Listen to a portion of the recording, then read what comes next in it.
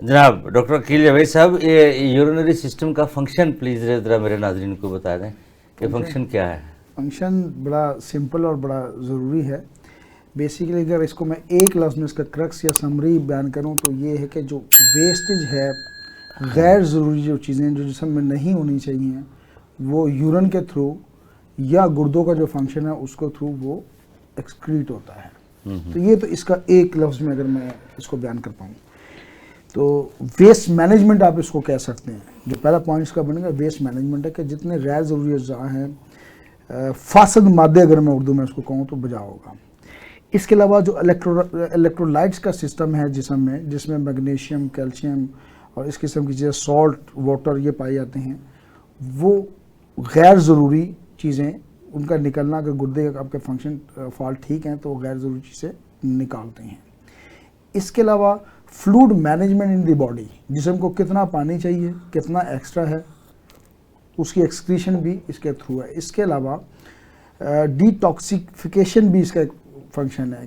Again جو چیز نہیں چاہیے، جو جسم کے لیے خطرناک ہے، وہ جسم سے نکلتے ہیں. اس کے علاوہ ہارمونل فنکشنز بھی موجود ہیں گردوں کے، جس میں خواتین کے اسپیشل ہارمون ایسٹروجن سر فہرست ہے. اس طرح مردوں کے ہارمون پروجسٹرون یا ٹیسٹوسٹیرون جو ہیں یہ سر فہرست ہیں.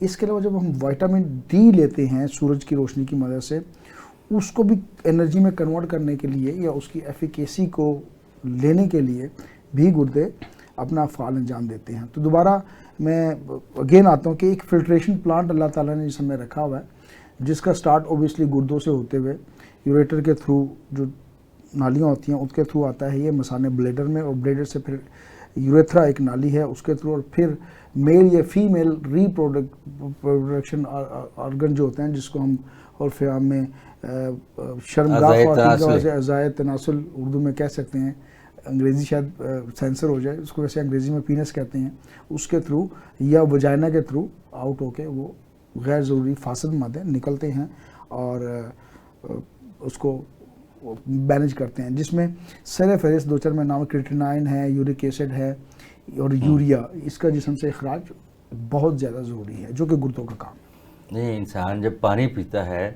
تو پانی کن مراحل سے گزر کے آگے یورین بنتا ہے؟